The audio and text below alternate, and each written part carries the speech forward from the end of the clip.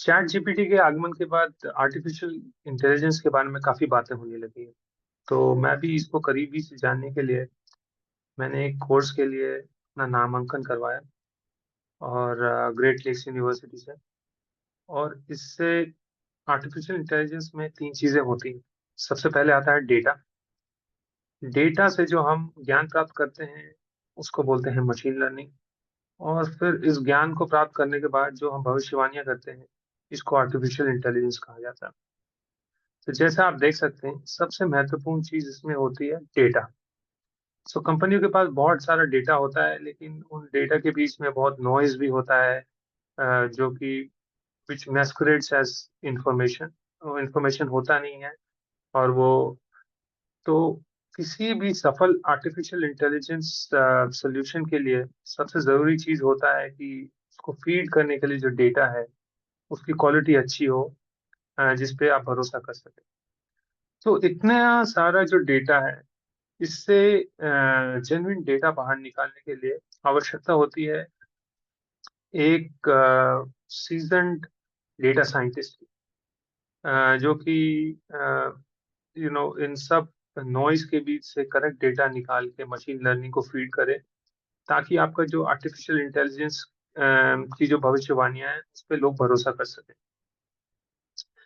क्योंकि मैं मेडिटेशन और ध्यान की प्रैक्टिस भी करता हूँ, तो मेरे से रहा नहीं गया, मैंने एक ऐसा कोशिश की है कंपैरिजन करने की artificial intelligence machine learning data का ध्यान से कैसे रिलेशनशिप बिल्ड होता है।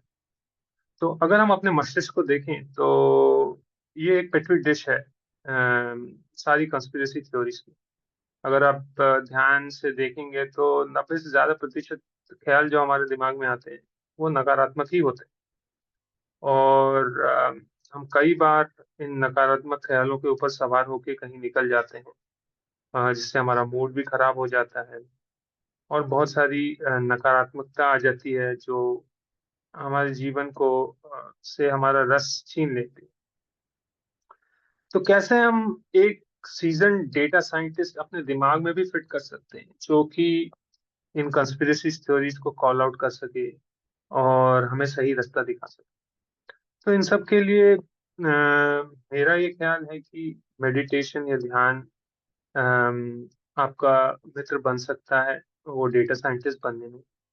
अ, मेरा ये खुद का अनुभव है कि मैं ध्यान करने के पहले मैं कई बार इन कंस्पिरेसी थ्योरीज पे सवार होके कहीं निकल जाता था और अपना समय व्यर्थ करता था।